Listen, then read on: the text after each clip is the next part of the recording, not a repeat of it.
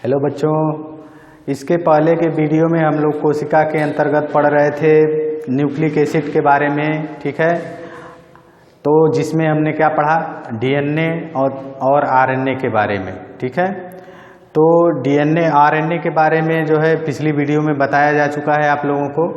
आज के इस वीडियो में हम पढ़ेंगे आरएनए के प्रकार के बारे में कि आरएनए कितने प्रकार के होते हैं। ठीक है, तो मुख्यतः जो आरएनए होते हैं वो 3 प्रकार के होते हैं। ठीक है, मैसेंजर आरएनए या संदेशवाहक आरएनए, दूसरा होता है ट्रांसफर आरएनए और तीसरा होता है राइबोसोमल आरएनए। ठीक है, तो मैसेंजर आरएनए जो होता है, मैसेंजर आरएनए का मुख्य रूप से ये देखिए कुल आरएनए का लगभग 5% होता है। ठीक है, और इसका मुख्य कार्य होता है कि कोशिका द्रव्य में किस प्रकार की प्रोटीन का जो है निर्माण करना है उसका मैसेज देना होता है। ठीक है, और ये इसका लाइफ स्पान मतलब जो समय होता है या एक्टिविटी का जो समय होता है वो बहुत कम समय के लिए होता है। ये भी कोशिका द्रव्य में पाया जाता है। फिर जो है इसका निर्माण भी केंद्रक के द्वारा होता है।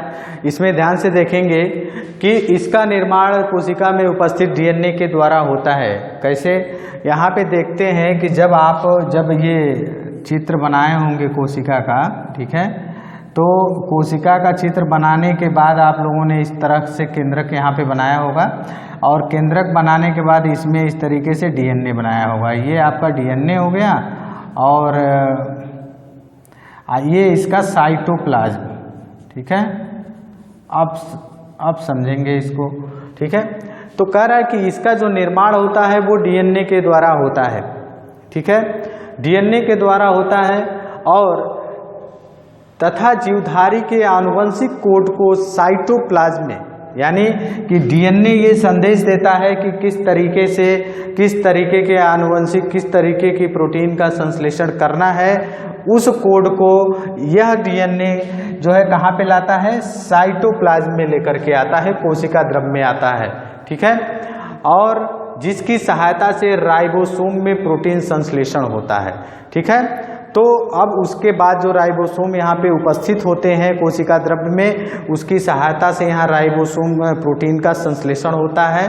ठीक है, कोशिका द्वारा किस प्रकार की प्रोटीन का संश्लेषण करना है इसका निर्देशन एमआरएनए द्वारा लाए गए जेनेटिक कोड द्वारा होता है। ठीक है, कोशिका में किस तरीके की प्रोटीन को बनाना है इसका निर्देशन किसके द्वारा किया जाता है, डीएनए के द्वारा किया जाता है। इसका निर्माण जो है मैसेंजर आरएनए का, ठीक है, डीएनए द्वारा होता है। जैसा कि आप लोगों को एक नाम अगले दिन बताया गया था जिसमें आप लोगों ने पढ़ा था कि देखिए डीएनए से जो होता है एमआरएनए, ठीक है, एमआरएनए और एमआरएनए से प्रोटीन, ये चीज़ आपको बताई गई थी प्रोटीन सिंथेसिस में। ठीक है, तो इसको कहते हैं ट्रांसक्रिप्शन, इसको कहते हैं ट्रांसलेशन। ठीक है, ट्रांसलेशन। तो अब आप समझ गए होंगे कि जो इसका निर्माण हो रहा है एमआरएनए के द्वारा, डीएनए का निर्माण, एमआरएनए का निर्माण डीएनए के द्वारा हो रहा है। अब किस तरीके से, अब यह कहाँ होता है, अब इस कोड को किस तरीके की प्रोटीन को बनाना है उसका निर्माण अब साइटोप्लाज्म में होगा। अब ये एमआरएनए जो है सीधे साइटोप्लाज्म में आता है और उस आनुवंशिक सूचना को, जेनेटिक कोड को लेकर के यहाँ पे साइटोप्लाज्म में और उपस्थित जो राइबोसोम होते हैं उनके पास लेकर के आता है कि किस तरीके की प्रोटीन का निर्माण करना है। यह मुख्यतः कोशिका द्रव्य तथा राइबोसोम में रहता है। मुख्यतः कोशिका द्रव्य यानी ये जो पोर्शन है ये कोशिका द्रव्य का पोर्शन है, और राइबोसोम जो इसमें सलुबल राइबोसोम होते हैं या ये इंडोप्लाज्मिक रेटिकुलम के ऊपर जो उपस्थित राइबोसोम होते हैं जिनका कार्य क्या है, प्रोटीन का संश्लेषण करना है, उसी में ये मैसेंजर आरएनए पाए जाते हैं। निर्देशन एमआरएनए के द्वारा लाया जाता है। अब देखिए, तथा उसका 5% भाग होता है, इसकी क्रियाशीलता जो होती है कम समय के लिए होती है, लगभग 2 मिनट के आसपास होती है। मुख्यतः इसका सब मिलाकर कहने का मतलब ये है कि जो मैसेंजर आरएनए होता है, मैसेंजर आरएनए का निर्माण डीएनए के द्वारा होता है और डीएनए जो होता है और यह क्या होता है, साइटोप्लाज्म में आता है। साइटोप्लाज्म में उस जेनेटिक कोड को जो डीएनए के द्वारा जो है भेजी जाती है, उस जेनेटिक कोड को आनुवंशिक संकेत यूनिट को लेकर के आता है और वो कहाँ लेकर के आता है, राइबोसोम पर लेके आता है, और किस तरीके की प्रोटीन को राइबोसोम को बनाना है उस तरीके का संदेश देता है कि उस तरीके की प्रोटीन का निर्माण करना है। यह कोशिका द्रव्य में उपस्थित कुल आरएनए का लगभग 5% जो है भाग कंट्रीब्यूट करता है। अब बात आती है स्थानांतरण आरएनए। आप लोगों को इसके पहले जो है पहले के वीडियो में भी बताया गया था प्रोटीन संश्लेषण के बारे में, ठीक है, किस तरीके से प्रोटीन सिंथेसिस होती है। तो ट्रांसफर आरएनए का मतलब होता है जो यहाँ पर आप लोगों को जो एमआरएनए का स्टैंड होता है, एमआरएनए के स्टैंड पर ये कोड होते हैं, ठीक है। और ट्रांसफर आरएनए क्या करता है कि इस तरीके की संरचना होती है और विशेष प्रकार की एमाइनो एसिड को लेकर के, ठीक है, वहाँ जो इस पे कोडान लगे होते हैं, किस तरीके के कोडान हैं, उसी तरीके के ट्रिपलेट कोडान को जो ये ट्रांसफर आरएनए क्या करता है, ले करके एंटीकोडान को, इसके ऊपर एंटीकोडान लगे होते हैं, वो आकर लेकर के आता है और यह ट्रांसफर आरएनए विशेष प्रकार की एमाइनो एसिड को लेकर के आता है और वहाँ पे जोड़ने का कार्य करता है।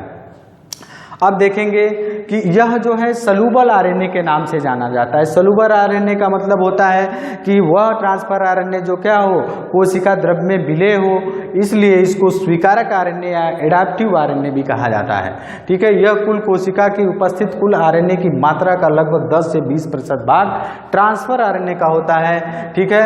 अब इसका प्रोटीन संश्लेषण के लिए आवश्यक एमाइनो एसिड अणुओं को, ठीक है,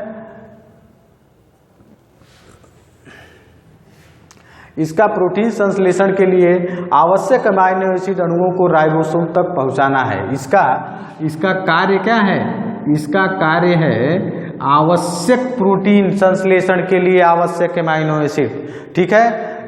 प्रोटीन संश्लेषण के लिए, यानी कि आप जानते हैं कि जो एमआरएनए के द्वारा जो है प्रोटीन का निर्माण होता है, तो प्रोटीन के निर्माण में किस तरीके की एमाइनो एसिड चाहिए, तो इस पर जो कोडान होगा, आनुवंशिक कूट जो होगा एमआरएनए पर, ठीक है, वही उसी के द्वारा जो है ट्रांसफर आरएनए क्या करेगा कि एमाइनो एसिड को डिकोड करेगा और उस एमाइनो एसिड को ट्रांसफर आरएनए के द्वारा जो है कहाँ पे लाया जाएगा, एमआरएनए के ऊपर लाया करके पॉलीपेप्टाइड बांड की सहायता से जो है कि एमाइनो एसिड के बीच बांड बना करके जोड़ दिया जाता है और इस तरीके से एक पॉलीपेप्टाइड श्रृंखला का निर्माण होता है, जिसमें हमने बताया था कि पेप्टाइड बांड या एमाइड बांड का फॉर्मेशन होता है। और फिर वह आरएनए ट्रांसफर आरएनए फिर क्या होता है, साइटोप्लाज्म में कोशाद्रव्य में चला जाता है फिर दूसरी एमाइनो एसिड को लाने के लिए।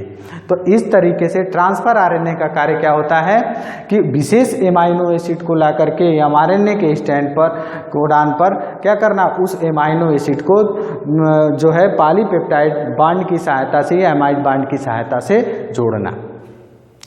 तीसरा है राइबोसोमल आरएनए। यह कोशिका द्रव्य में उपस्थित राइबोसोम पर लगा रहता है। कह रहा है कि कोशिका द्रव्य में, यह कोशिका द्रव्य में उपस्थित, यानी कि जो एंडोप्लाज्मिक रेटिकुलम है उसके ऊपर भी दाने जैसी संरचनाएं पाई जाती है, जिसको हम क्या कहते हैं, राइबोसोम कहते हैं, ठीक है। तो उसके ऊपर यह जो राइबोसोम कोशिका द्रव्य में उपस्थित होते हैं उसमें लगा रहता है तथा कुल आरएनए का 50 से 80% भाग होता है। इसका निर्माण भी केंद्रक में डीएनए के द्वारा होता है। इसका भी निर्माण जो होता है राइबोसोमल आरएनए का, वो भी डीएनए के ही द्वारा होता है। इसका प्रमुख कार्य देखेंगे, प्रमुख कार्य प्रोटीन संश्लेषण के लिए क्रिया के लिए आवश्यक एंजाइम तथा आनुवंशिक कोड लाने वाले एमआरएनए को, आवश्यक एंजाइम मतलब कि जो प्रोटीन संश्लेषण की क्रिया हो रही है उसके लिए कौन से आवश्यक एंजाइम लगेंगे, और आनुवंशिक कोड लाने वाले एमआरएनए को राइबोसोम पर बांधना है।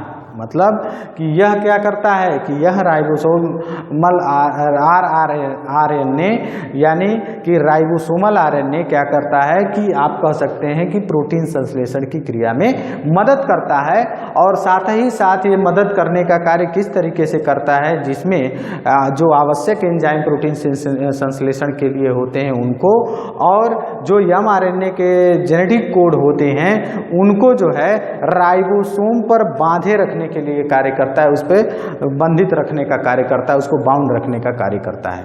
ठीक है।